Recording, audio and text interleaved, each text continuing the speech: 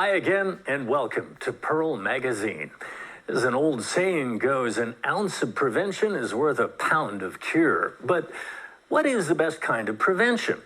When it comes to former inmates trying to leave behind a life of crime, rehabilitation has proven to be the best prevention. Research shows ex-convicts are less likely to reoffend if they have gainful employment, a stable income, and support of family and friends. Reporter Tina Jiang finds out if there's enough support in Hong Kong to help ex-cons go straight and stay straight.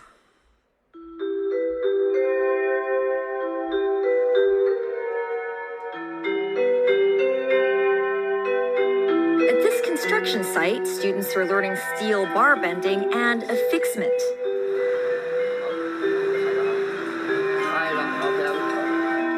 These are no ordinary students. All of them are prisoners serving jail time inside Thailand Correctional Institution. Min is one of them. Once I arrive at the factory, I get all the tools and put on the equipment and listen to the tutor's class. Then I practice bar bending, repeating the same work again and again. After some time, I've learned the skill. Min was sentenced to about 2 years in prison. He has been attending this course for a year. My name is Min. I'm 36. 3 years ago, I was sentenced for robbery. I will be released after half a year. This is the third time he's been jailed. I didn't study much. I never liked studying. There are many things I didn't know about. I quit school after Form 3 and started working in restaurants, kitchens, and also worked as a bartender. I didn't like to be tied down, so I would meet friends outside and we would hang out. I've been in and out of prison often for criminal damage and extortion. I regret this. Currently, there are 12 vocational training courses held in Thailand Correctional Institution. Most are construction related. Min says that his attitude has changed after taking these courses. When I first started learning, it was tough. It was really hot. But the tutor told me that if I studied hard and earned a license, I would find a job, so at least I wouldn't return to jail. People say construction workers' salary is higher than average, so I was motivated. Now I'm a licensed, semi-skilled worker and I've passed the safety training test. Statistics show that the average salary of an experienced barbender and fixer is around $2,200 per day. Min is happy with that and has hope for his future. It's helpful. I can get a license after taking the courses. So by the time I'm released, I'll have things to do. Lo Chun Hung has been dealing with different prisoners for 20 years. He thinks Min is eager to get his life back on track based on his past training records. I think he's very willing to have a new life. He has taken up the opportunity now. According to the Correctional Services Department, the rate of reoffending of local rehabilitated offenders hit a record low at 22.5% in 2018. Lowe says the repeat offense rate is affected by many factors, and employment after discharge plays a crucial role in stopping an ex-convict from backsliding into crime. If they have a proper job after discharge, it will definitely minimize the probability of reoffending. Currently, the Correctional Service Department, we are providing about 40 market-oriented vocational training courses to eligible person in custody. They have to be due for release within 24 months. Lowe says the vocational courses they provide cover a wide range, including the F&B services, construction, beauty care, pet grooming, retail, and also logistics. But different prisons provide different set courses. Every year we provide more than 1,400 training places, and the use of the training places is very good. it will go up to 80 to 90% every year. We work closely with the training bodies to provide them a 6-month employment service, ideally to provide them a job matching after the discharge. Professor Samuel Ho has been working with clinical psychologists in the correctional services for more than 10 years. He says vocational training can provide more than just a job to those trying to re-enter society. There are other benefit effects of engaging into different form of a vocational training. An individual may be able to acquire some transferable skills. Some of the transferable skills may involve evaluation of effort, working with the other people, following instructions, self-discipline, and responsibility as well. For most ex-prisoners, finding a job may be the most effective way to integrate into society, but it's not easy for elderly ex-convicts. No one wants to hire you. What will they do if you get injured, right? I'm over 70 now. I've spent over half my life in prison. I used to sell drugs and was involved in gang fights for territory. The last time Kung was released was in the 1990s. After that, he tried finding work, but had no luck. The attitude of employers now is bad. Once they know your past, they look down on you. Some are good, they won't say it out loud. They just tell you to go home and wait for their call. You know it's meaningless. When I was doing triad business, I could earn a meal or two wherever I go. Now many things have changed, and that is the problem. I'm getting old and have nothing. Kung became a member of a triad gang when he was young. I left my family and joined the gang when I was a teenager. It was the time when you could make money easily by asking for protection fees. I was good at making money in selling drugs and smuggling. I told my dad I didn't need his financial support.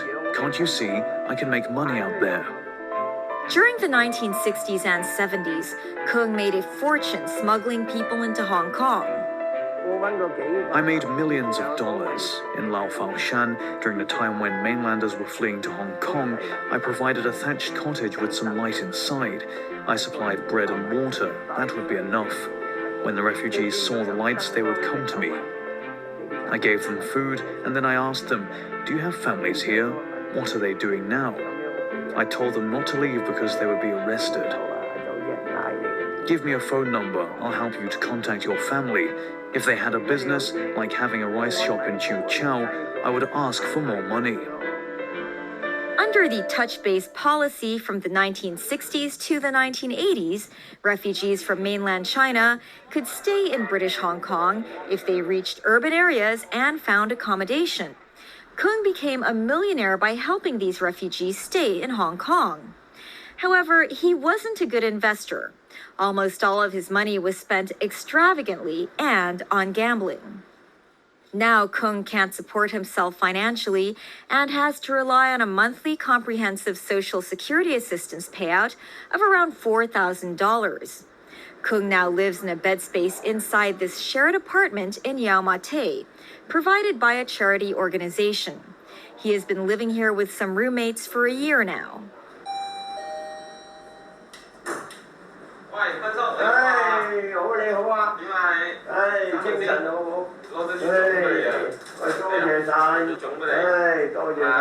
A social worker is visiting him today. A stable housing is important for the ex-offender to reintegrate to our society. But in Hong Kong, it's really a difficulty to find a stable or decent place to live in. The price of living is relatively high. For most of the people who are newly released, they have financial difficulty.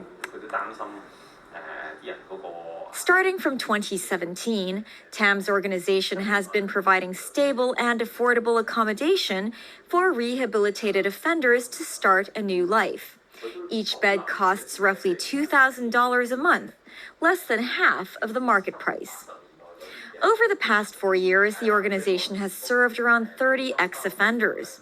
Most of them stay here for 1 or 2 years before finding other options. Most residents here are referred by social workers. They're encouraged to live together and support each other. Most of the ex-offender, they may feel lonely or they may in a depressed mood most of the time. We will have some assessment before they come in and make sure they have no harmful behavior such as taking drugs or violence. If a person be able to have a peer support from a, so to speak, healthy person, a person with less criminal attitudes, be able to integrate into the society better, that person will provide a role model. Peer matching kind of work is important. That will be able to help reducing reoffending for sure. Professor Ho says helping ex-convicts integrate into society isn't easy, and many other factors should be taken into consideration. One of the most important elements is family support. I encounter someone with similar background, a gambler, very poor relationship with the family, and all the family members just want him to say sorry to them, and it is very difficult, as we all know, for Chinese man to say sorry to the other family member. And once the offenders told the family members that he regret what he had done, he didn't say sorry, however, then there was a lot of emotional output from both parties, and the relationship changed. Being put into the custody of the correctional services is a very difficult experience, but on the other hand, that kind of experience may be able to help a person to reflect on what they have done, so that if an appropriate kind of a family intervention, putting all the family members together, there will be an opportunity for them to build up another relationship again. Now I have this opportunity to get a license, so when I'm out, at least I can have one more option. I'll try to find construction work. It seems cool to be a member of a triad gang, but it's not going to last forever. The most important is that you need to change. You have to understand that it's not other people's fault. I can't blame others or the society. I chose the wrong path myself. It's my own fault. After the break, encouraging progress from 2 local medical experts in the battle against dementia. Stay with us.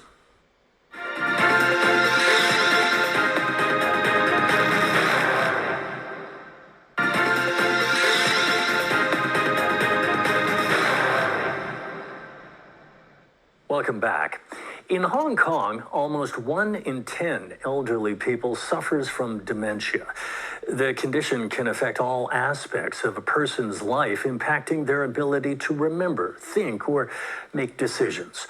The result can be immense hardship for patients as well as their families.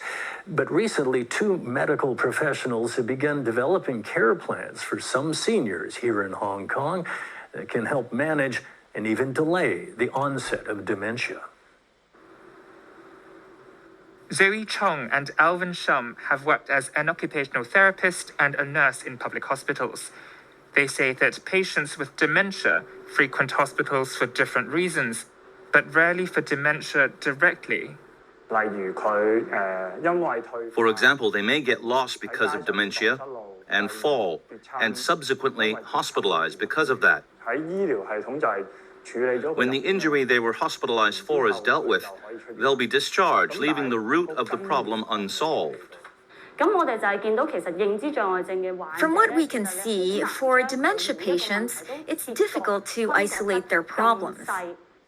They say dementia is the root cause for many elderly's health issues, but there's limited resources at public hospitals to help.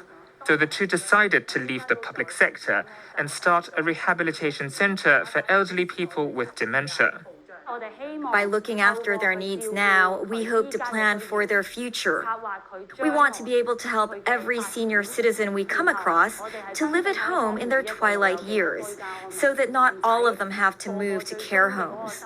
Many of their families do not wish for that to happen as well.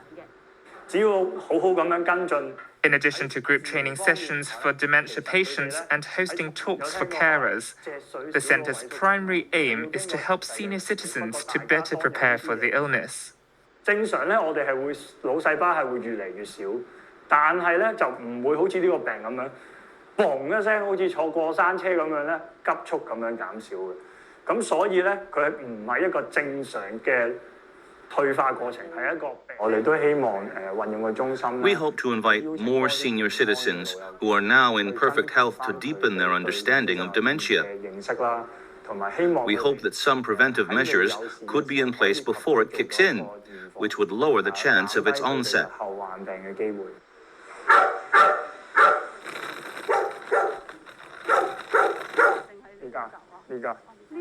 Hello, Ivy. Hello. 你好，我係小儀啊，莊會人係啊。係 Alvin 啊。 Before Zoe and Alvin draw up any proposal for treatment, they must pay a home visit so they can observe and identify the needs based on the patient's appearance, information from family, living conditions, and so on. 我就會邀請佢去做一個評估先嘅，係啦係啦。咁然後咧就阿沈 Sir 咧就會問你多少少佢嘅一啲病歷。其實大家都可能。While some are diagnosed in their early or middle stages, they could turn out to be vastly different. We discovered that their daily routines, such as diet, exercise, sleep, and many other aspects, all have an impact on the extent of one's deterioration, and the symptoms will be different. Zoe and Alvin will next carry out a comprehensive assessment and analysis of the patient. I am responsible for identifying the issue with the patient's physical ability, such as whether they can still take medication themselves because of cognition problems.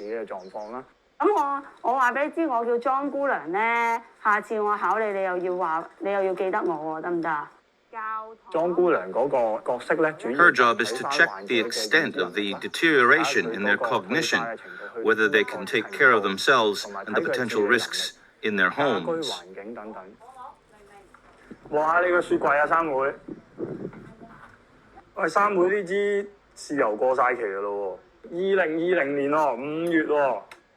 98-year-old Mui lives alone and is diagnosed with dementia. Zoe and Alvin want to learn more about her routine to see if there are any circumstantial reasons that has affected her condition. Mui's daughter, Ivy, does not want to send her mother to a care home. She has previously attended some carers courses, but she thought the help wasn't enough. She then decided to go to Zoe and Alvin. 嗰啲字太細啊，佢睇唔到，用啲圖像嘅表示提佢呢個係廚房燈掣，貼啲相，好過用文字咯，因為佢睇唔明啊嘛。 We have some anti-skid tape for the floor. We'll put a few on here so she can see when she uses the door. I really want Mum to stay home. We have a place, and I don't want to leave the responsibility to someone else. I'm still not sure how feasible this is. If the situation gets worse, I might not be able to manage on my own. Zoe says many carers don't realize the importance of seeing a doctor until dementia patients develop serious issues. From my observation, the biggest stress for family members comes from dealing with the issues when they have already surfaced, or that they may have to put in a lot of effort with not particularly good results. The cognition and capacity of dementia patients will decline gradually as the illness gets worse. Therefore, in addition to suggestions for the carers, they also help plan their future. 講唔到㗎，因為佢好抗拒死亡㗎嘛。一講死亡呢個字咧，佢真係變咗第二個人。了解三妹同埋大家信任關係深厚少少先可以傾到，不過都有個初步了解佢對呢一件事上嘅睇法同埋佢嘅態度係點樣。你觀察係呢2個禮拜先係咁㗎嘛？咁好多時我哋都希望。 Most of the time, we hope to discuss this with family and patients as early as possible. How we take care of them when the illness worsens. 因為冇人知道。 No one knows when the patient's cognition and capacity decline. 失去咗，咁所以要同時間。 We're racing against time. 但係咧呢一個 But like Mui, 就好似三妹咁。 it's not something we can discuss 每一分每一刻 anytime. 都適合去講呢一個議題。 Zoe and Alvin believe that while the cognitive abilities will deteriorate as long as they plan how the patients should be taken care of, they can delay the onset as much as possible. Knowledge is the best charity. We hope that we can teach the family or their carers some skill for looking after or training the patients. Because they are the ones who will be by the elderly's side at home, not us. On this day, Zoe and Alvin have arranged a training session with Lai Chun at her home, but she appeared to be quite emotionally fragile, so they decided to change the game plan. 其實上門去做 Home visits for dementia patients have to be flexible. 咁我哋就可能唔會一開始就將 We won't make them do everything we've planned. 要佢去做，倒翻轉可能係 We will play games that they enjoy or 佢 prefer. 有興趣玩嘅。 Lai Chun has tried other home visit services, but many of those sessions were cut short because of her emotional issues, so those services were stopped in the end. Her mood that day felt like bad weather. She was grumpy for 2 hours, ignoring us, sitting by herself or throwing a tantrum. We stopped for a bit then. I'm interested to know what the difference is. Having warmed up a bit with some games and after she's become happier and more stable, Zoe and Alvin tried some other training with her. 睇下女接到幾多兩隻手啊，可能你會好啲嘅。開始啦！嚟啦！喂，今次其實係第一次訓練啦。其實 This is actually our first training session, and we're not terribly familiar with her character yet. 所以我哋用咗一個相對地。Therefore, we planned some games that are more interactive. We will be able to learn about their responses and focus, and getting her daughter involved will help learn about her communication and social skills. There may come a day when dementia patients totally forget about Zoe and Alvin and how they trained with them. But the pair insists on doing everything in their power to help those in need. At first, she really resisted us, but in the end, she gave us the thumbs up. That's just so satisfying. I witnessed all the positive changes in each of the families, and those changes make me feel like we're doing the right thing. That's our show for this week. Next time on Pearl Magazine, Making New Tracks, how online streaming is providing a new lease on life to Hong Kong's music industry. Thanks for joining us. See you next time.